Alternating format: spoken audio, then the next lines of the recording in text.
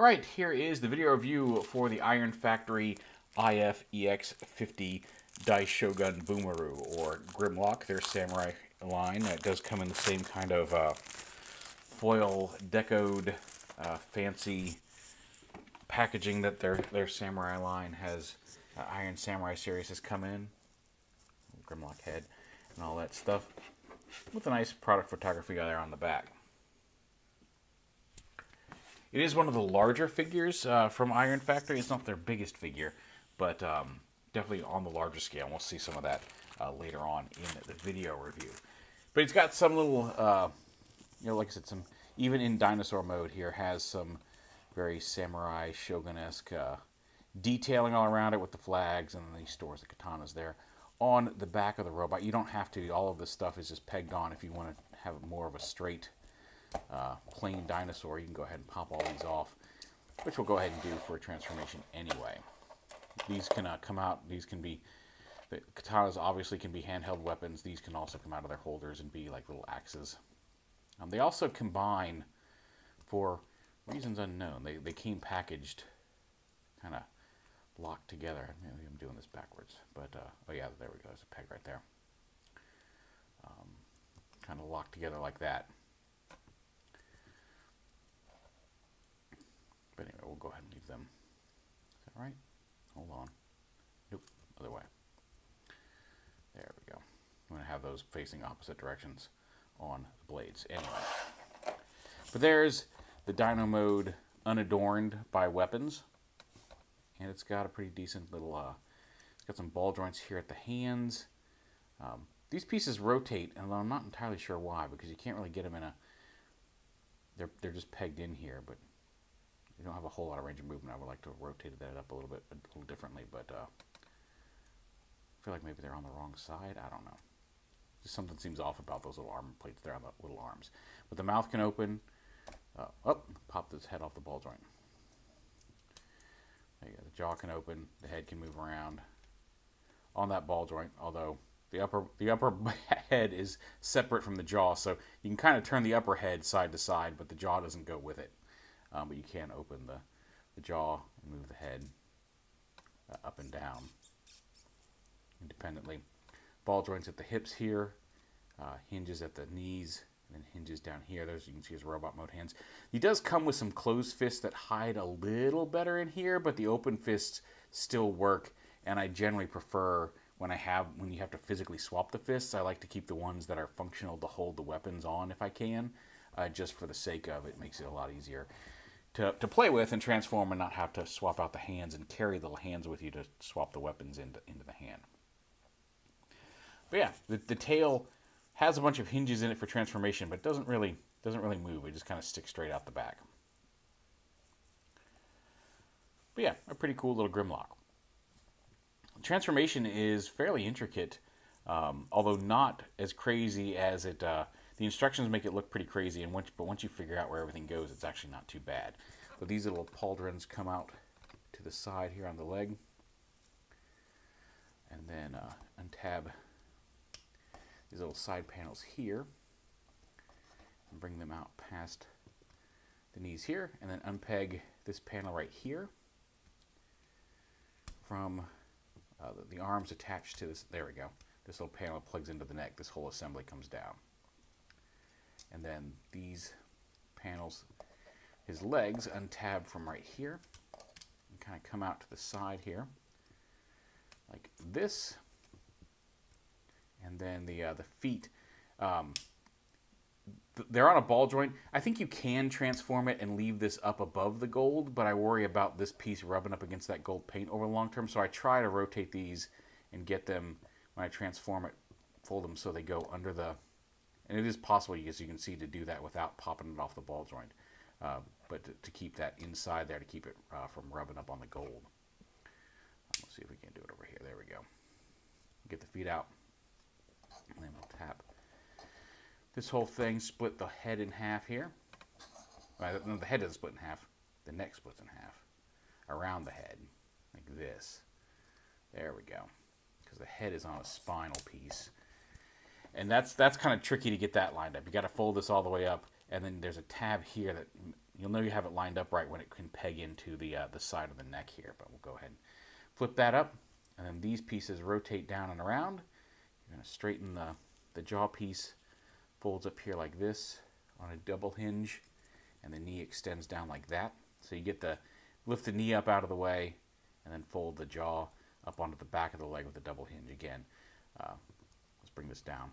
For Dinosaur Mode, the knee is down here in comparison to the shin, so you kind of extend the shin all the way up like that, and then fold the jaw piece up into where that knee piece was sitting.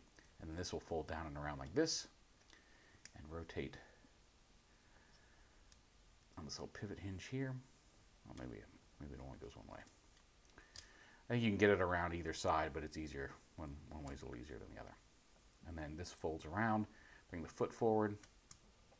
This comes down and around like that, and then this little tab right here is going to tab right into the front of the calf like that, and that'll form one leg, and then you can kind of fold the foot up there to fit properly. And the same thing over here. Extend this down, peg it in. There's a little tab there that goes in the back, and then this tabs in on the front, and then you just kind of collapse the foot up onto the leg there. Go ahead and lift this down and rotate him at the waist like that.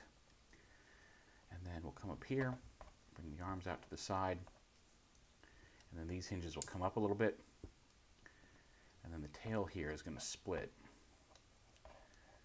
Just pull that apart like that, and it will come to the side here, and then there's a hinge right here that lets you fold this down right here, this pivot, and then this pivot. And then the tail piece then folds up, and this little tab's going to go in here on this slot. There's a double hinge right here in the middle. So fold that up and tab it into place like that. And tab that into place on this side. And you bring that out of the way, and that will allow you to bring these shoulder pieces all the way up into the body. To bring and then his arm, they rotate. So there's a hinge there that rotates, and this folds up down here. So this comes up into the body like that, and there's the arms in place. Fold the foot up onto the back of the arm, and rotate the fist. Rotate the fist. Add around, turn his head around to face forward. And then you take the dinosaur head and just kind of collapse it all the way up onto his back like that. There's that whole assembly there. Just kind of spine collapses right up on the back. This piece rotates up. Should rotate up. Here we go. Up like that. So the arms come to the side like hip armor. Then fold that butt plate down. And there. And then fold the arms kind of down like that. These little pauldrons there on his, they're not really pauldrons. The shoulder armor for the Dino Mode forms as like hip plates that you can plug the swords into. So bring that down around like that. And there he is in robot mode. Unarmored robot mode. He does have some. And these pieces can come out a little bit to allow the heads to sit a little bit further up on the back, I believe. Yeah, there we go. It snaps into place like that. And you got a cool samurai grimlock, which works really well. The swords, like I said, the katanas here with this little, it was on this tab was what tabbed it into the back. Now you can take these tabs and you can hang them on his, plug them into the little holes on the side of here.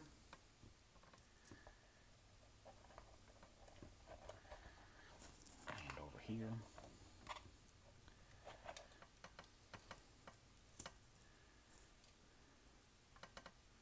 I think I got them on the wrong sides, but you can put them on either side. And then these pieces right here, these little thick pegs, allow these to plug in right here on the back of the arm. That's kind of like the standard flags there on his back.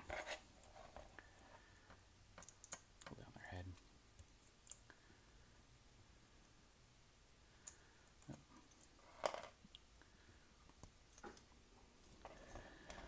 I do wish the swords could stay in there. Like once you push them all the way in, there's a little tab. They're just a little thicker at the end of the blade, so they kind of friction fit in there.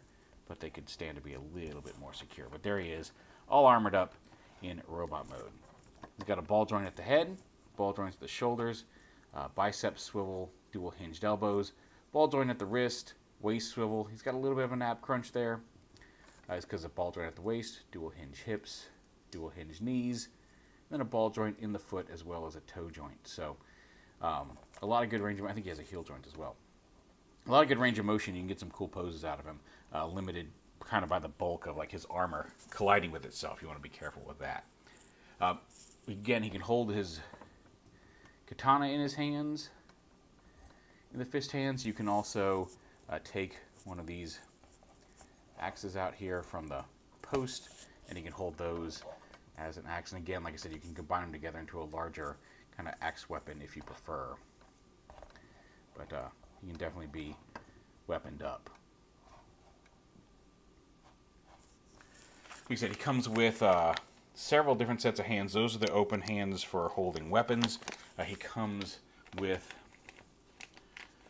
some closed fists installed, which are just solid chunks of plastic.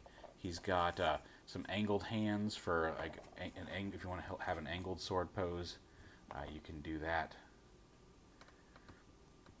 And again, you just to swap the hands, you just pop them off the ball joint, pop them back on. And then he's got a couple of, so he's got a left and right angled hand, a left and right just weapon holding hand, a left and right closed fist, and then a left and right just kind of an open hand. Although because of the way the ball joint works, you don't get a, it looks like it's supposed to be kind of a reach out hand, but the way the ball joint works, it's hard to like have it in this kind of position. It's more of just a flat hand, and that one doesn't work so well in Dinosaur Mode. The angled fists can work in robot mode. The closed fists are probably the most functional for hiding in Dinosaur Mode, but the open hands actually do a pretty good job of it as well. So yeah, it's a really cool figure. Like I said, it is one of their larger figures, larger single figures. Here he is with, not as big as Scorponok, but you can see he's a little larger than some of the other samurai guys. And closer on scale to Scorponok. I grabbed Scorponok because I haven't had him off the shelf in a while, and I wanted an excuse to get Scorponok down off the shelf. But yeah, really impressive. One of the better, I think, of their samurai figures, both for evoking the character and not as crazy of a transformation as some of the others, and it doesn't feel as fragile as some of the ones like the bludgeon and the things like that. Anyway, there is IF-EX50 DAISHOGUN BOOHMARU from Iron Factory. Their Samurai Grimlock. Very cool. The clear translucent plastic looks great. The deco is wonderful. Just a really fun little toy.